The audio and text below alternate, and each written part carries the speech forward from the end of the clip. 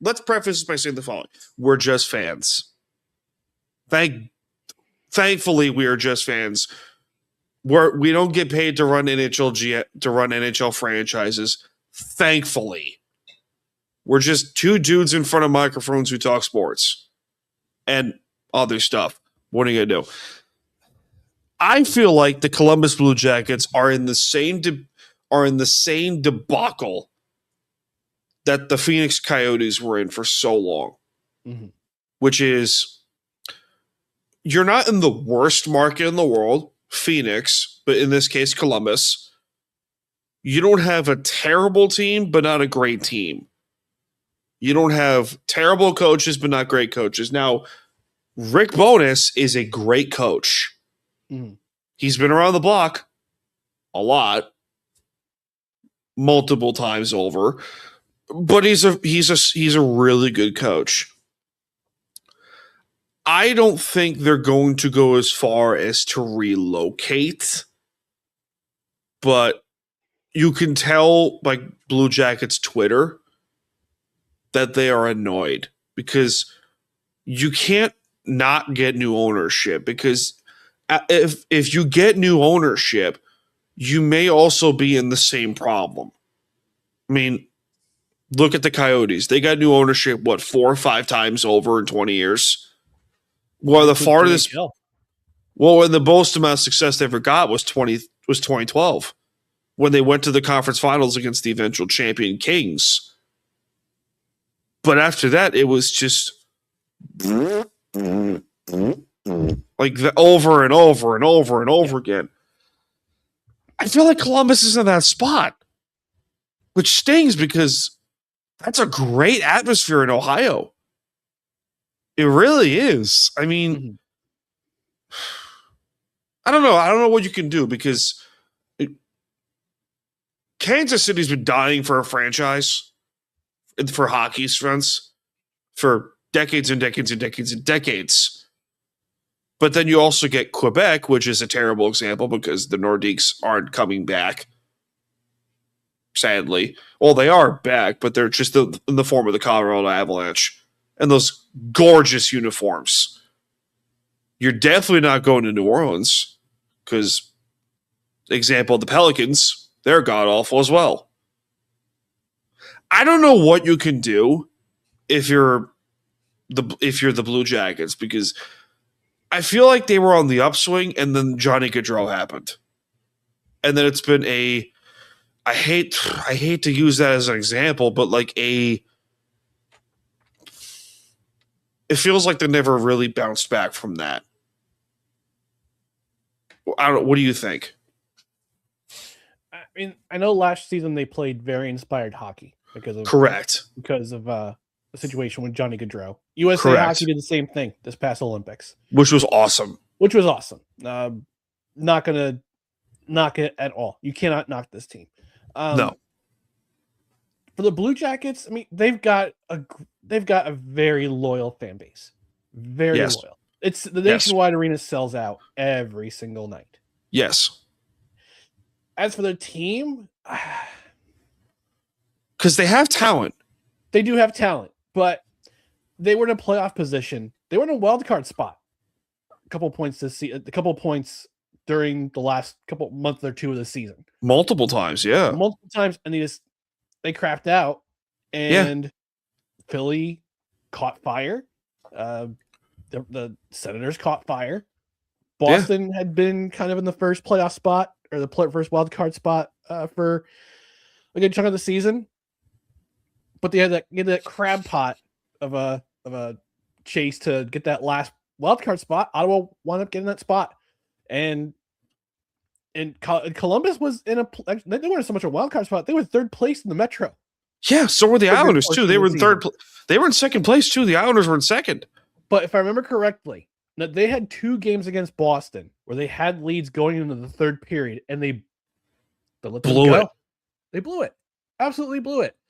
And Rick Bowness, we're probably going to talk about this too, blew his top after that last game against, who did they lose to? Was it Boston again? I think it was Pittsburgh. live research, folks. Live research. We need a keyboard typing button. We need one of those. You can't hear mine? No, they lost to Washington 2-1. It was basically Alexander Ovechkin tribute night. This was at home, and Rick Bowness tore into the team. It was beautiful. Tore into them and good on him. It was beautiful. Yeah, I mentioned it on our last episode of No Credentials Required. Ding. We were asked about it by Brent, friend of the show, Brent, and I said, yeah. How long has Rick Bowness been in the NHL in some capacity? 40 years? 5 decades or so? 4 or 5 Something like decades. that, yeah. Like the dude's been in the National Hockey League since before I was born. He's, like Brent mentioned, he's 73 years old.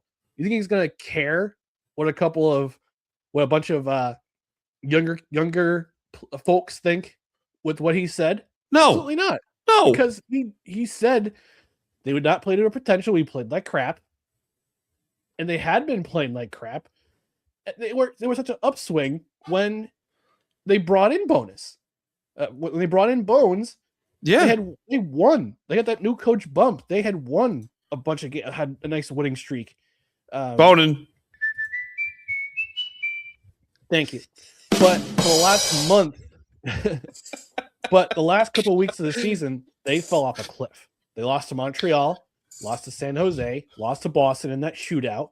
They were up 3-0, and they absolutely blew it. Boneless. Lost to Carolina. Boo. Lost to Carolina twice in the span of a week.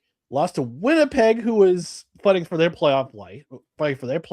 They bounced back a little bit, thank God. They beat Detroit. Then the next night they lost to Buffalo. They got absolutely skunked by Buffalo 5-0. And that was basically it for them. That was when it was doomed. They beat Montreal. Then they lost to Boston again, blew a 2-0 lead in the third. And then they lost to Washington in their last game. And right at that point, you lose how many games out of, let's see, 1, 2, 3, 4, 5, 6, 7, 8, 9 out of their last 12 games. 2 of them were shootouts. That's only 1 point, but the rest of them, you got absolutely, you collapsed. Yeah, yeah, I'd be equally as pissed too. I wouldn't blame them. You can't be, and the best part is, I know we talked about the Islanders earlier that they have optimism and upside here on the island. They do. We do have optimism and upside here with the prospects coming up. I don't know about the prospect pool that's in Columbus, but they do have talent over there. They have Adam Fantilli, who's a really good forward. Yep. Really good forward. They have solid goaltending up there. Mm-hmm. Zach Werenski, who may be in that conversation with one of the more skilled defensemen in hockey. He might win the Norris this season. He might very well. He's going to get a majority of the first place votes. He's going to get it.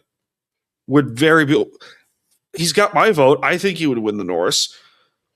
But then there's a lot of gold, but under all of that gold is a lot of coal. Mm-hmm. Too much coal. Well, one of the biggest problems they're going to have in the offseason, Boone Jenner. Boone Jenner is... He was a disaster. He's been there forever. He was bad this season, though. He was bad this season. We'll see if they bring him back. But they got a solid core. They got Provorov, who has bounced back nicely since his. He's been around for a while too. Here's the thing too: the top 3 salary makers on this team all play defense. Werenski, Provorov, Severson, all play defense. You got Sean Monahan, who's not a bad player. No, he's not Calgary days, but yeah. No, that's for sure. Or Montreal for that matter. Yeah, that too. I mean, they got some decent players in the squad, but they're going to make some difficult decisions in the offseason. Right? Do you keep Boone Jenner? Do you keep Mason Marchment, who was brought in from Seattle as a salary dump? Do you let Charlie Coyle go? You got some decisions to make, and Connor Garland was brought in as a rental, but he's going to be making $6 million next year. He had a nice little pay bump from 1.05 to 6. So, I think this team is good. I mean, Jet Graves is a decent goaltender. He's he's an RFA. So do you sign and trade him? We'll see. We'll see. But I think the Blue Jackets, they're, I guess you would call them already, but not yet. It's like Arizona where they were last year, but the difference here is that for some godforsaken reason, Gary Bettman wants to keep hockey in the desert. Give up the ghost, Gary. I mean, to be fair, he does have hockey in the desert in the former Las Vegas. Right. And to his credit, he was the first one. He was the first one to tap in that market. Yes, give him credit. And it's worked. It's worked. But it worked. Thank God. The thing is, Phoenix is, I think, the 7th or 8th biggest media market in the United States.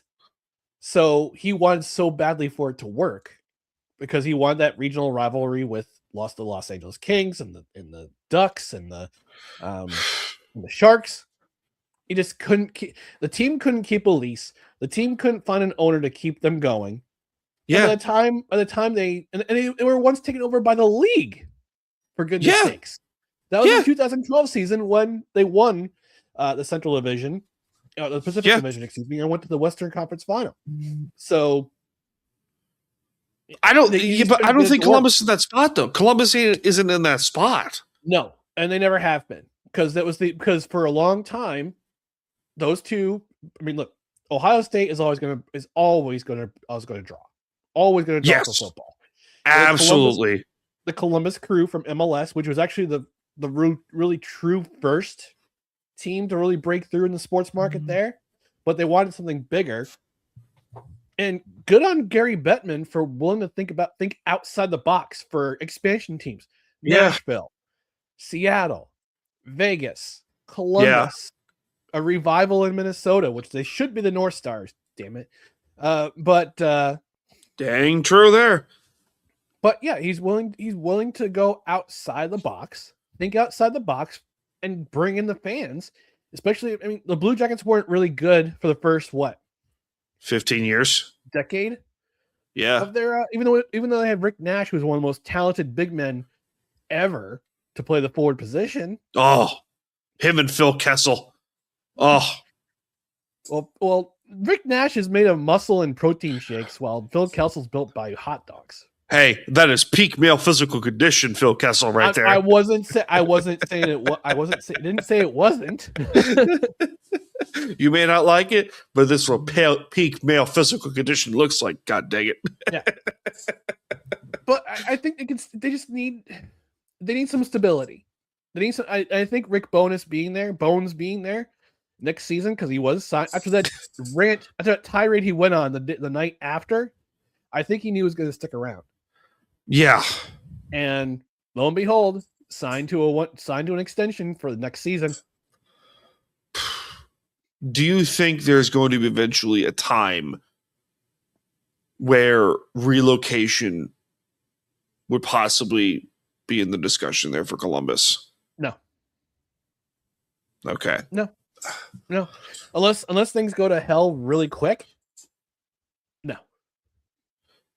Like the Baltimore Colts situation where it's like they shipped off overnight to Indianapolis. No, they're not gonna get Mayflowers and retreat to Indianapolis. No, that's not gonna happen. Or Atlanta, or Kansas City, or Houston, or Phoenix. I don't understand Atlanta. I don't understand because hold on. I know you have your defense with the Thrashers. I get it. I understand that, but it's like and the Flames. True, the Atlanta Flames. It's true. They didn't see if Turner Broadcasting had gotten to that NHL game early. The Flames would still be in Atlanta. True. Yeah, you're not wrong. What ifs?